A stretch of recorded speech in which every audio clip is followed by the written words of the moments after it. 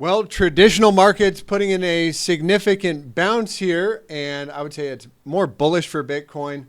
Bank of Japan has now announced they will no longer be raising rates. What do you know? They capitulate overnight. BOJ fueled a global risk-on rally with their announcement that there will be no further rate hikes while markets are unstable.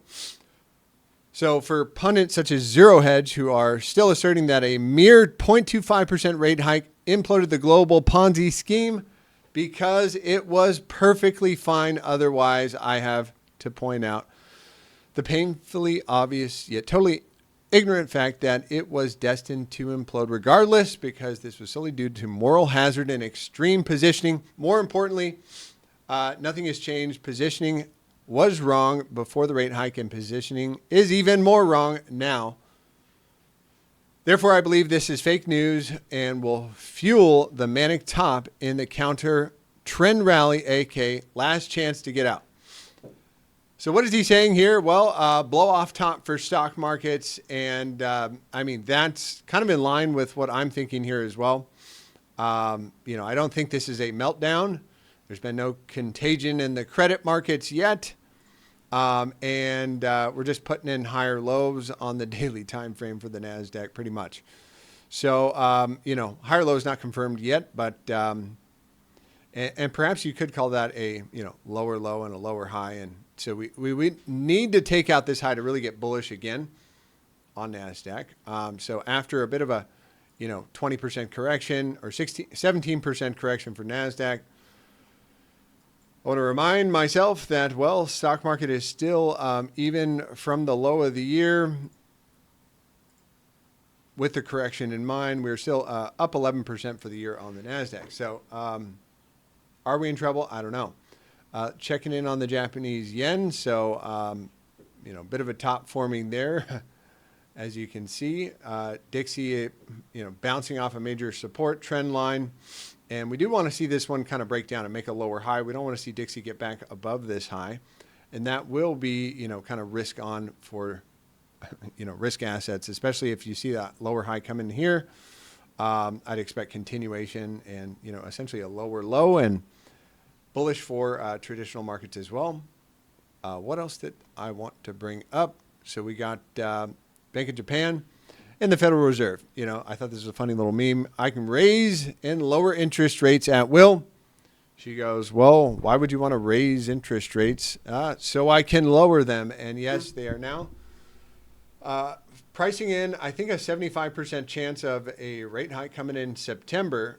A rate cut, which would be bullish for traditional markets. And, in line for that bounce coming in at the end of the quarter. Additionally, so 63% chance we're going to get the rate cut coming up in September. So just want to put that on the board as well. And then kind of check back in on Bitcoin. And I thought a good point to bring up, we were taking a look at the gap over here, which we not only filled, we gapped below it. Interesting. I wonder what the theory is there, but I do imagine we do fill this gap here coming in between 60 and 62,000 at some point. I am looking for a bit of a bounce here, and there is a megaphone pattern, which traditionally would, if you're viewing this as a bit of a megaphone, it would essentially, lead to a breakout. I want to see if I can find that megaphone.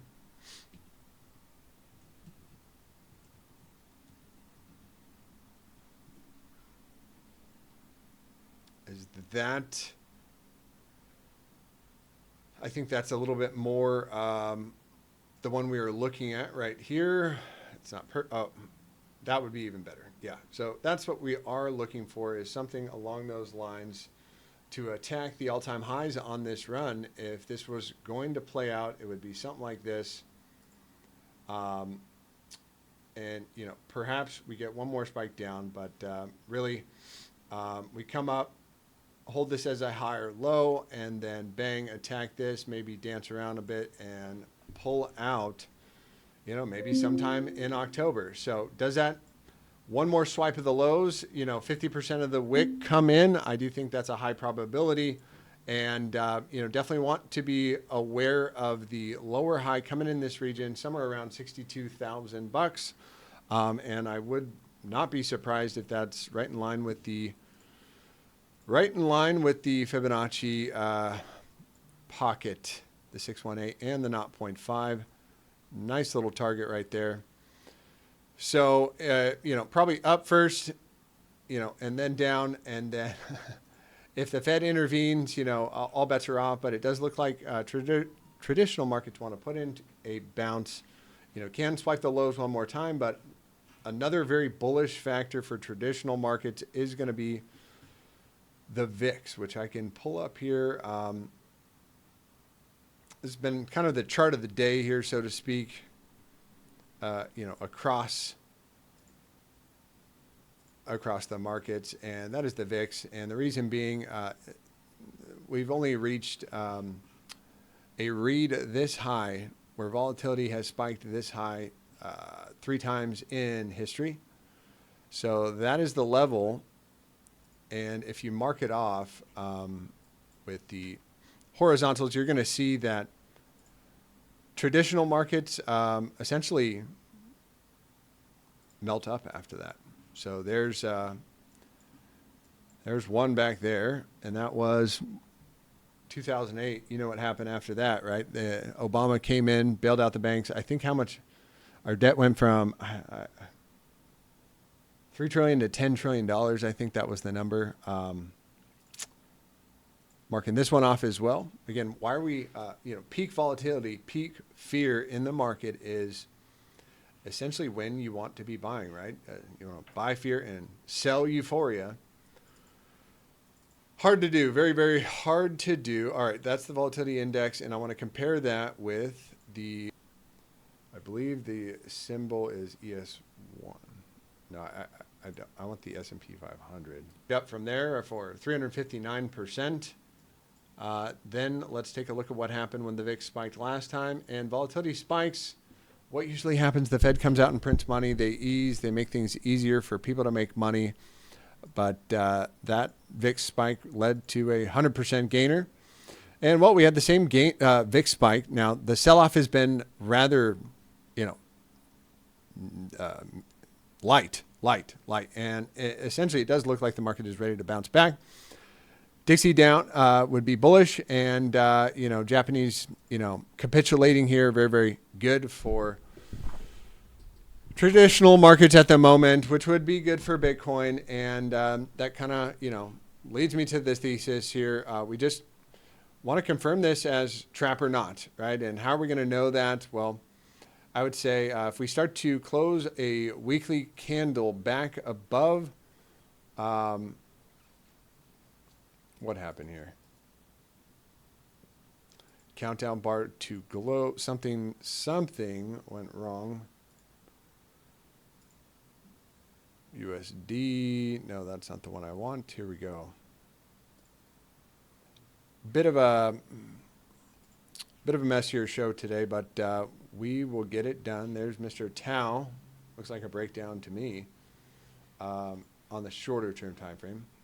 Bitcoin does look a bit short-term toppy, by the way. So we bounce to the 382. Weak bounces come up to the 382. Strong bounce, which is what I suspect we do get, minimum I am looking for. What's interesting is, one test into this box right here and one test into this box right here, right? So, probably going to range here sideways for a bit. It's not going to unwind itself overnight. And, if we start to lose this level, closing below 50% of this wick, that would, obviously lead to kind of the next target down, which is about, I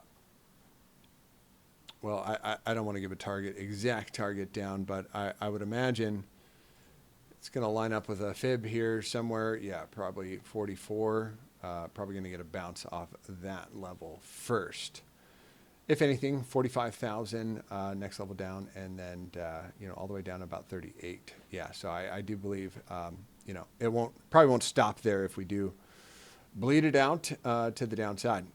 Okay, interesting chart here as well on the high block capital. Wanted to look at those liquidity levels, and here's what I found. Bitcoin, most of the liquidity is up there at $72,000, which does kind of give me that bias for the cone pattern, megaphone pattern, whatever you want to call it, which would, stretch us back up to the highs. And, then the question is lower high or not, World War III or not. Apparently that was staved off at the moment. And now market is settled down a bit. Ethereum definitely losing to Bitcoin right now. The ETH Bitcoin chart not looking pretty. I heard some hedge fund got liquidated, quite a bit of Ethereum. So that's that. Still needs to dig its way out. Still in a downtrend against Bitcoin. So Bitcoin set to outperform, ETH at the moment. What else that I want to bring up? I think that's it for today, guys. I think overall, here's best case scenario. That this trade setup plays out, which, by the way, courtesy of Meta Signals there, that's a nice one. I think we should definitely prepare for TP2, which is coming in all the way up at $61,000. TP2 is going to have about a 12% hit rate. So 40% hit rate. Sorry, TP174 already hit, and TP2 40% hit rate. So about a 50-50 chance. I'd give it a little bit more odds than that myself. And that's best case scenario. That's what I was going to say is that we get some sideways chop. Boom, boom, boom. Maybe retest that wick one more time and then come up and head up for the highs. We don't want to lose this area. Any kind of a closure, a candle body closure below $52,000, 148. That's going to be kind of the lights out and for a more prolonged correction. And here's what I'd be looking for in that scenario, because you always got to prepare for both sides. Even though I'm going to remain with the bullish bias, especially with the, if the bears don't step in here and do some damage right now, that's going to be more on the bullish side. So if we do lose that area, I'm looking at dollar cost average in this, essentially this green box, and this box as well. This is the area of interest for me if we start to lose that level. And then between the, where's my boxes? So down here, and then, lastly, potentially that's that. Yeah, I really don't think we're going to come into this area. Production cost on Bitcoin's around $47,000. So 47,000. So maybe one more spray down there if we're lucky. And then hopefully it's going to be bull market continues as we get the rate cuts at the end of the year. All right. That's it for today, guys. Hope you have a blessed and highly favored one. If anybody does go, sign up for Crypt courses, if you want to have more understanding about the markets and how to trade, use risk management, check out cryptcourses.com. And right now you can get 50% off for this week, a little bit of a birthday week for me. So I'm going to give you guys 50% off. All right. That's it, guys. Have a blessed one. I will see you soon. Take care.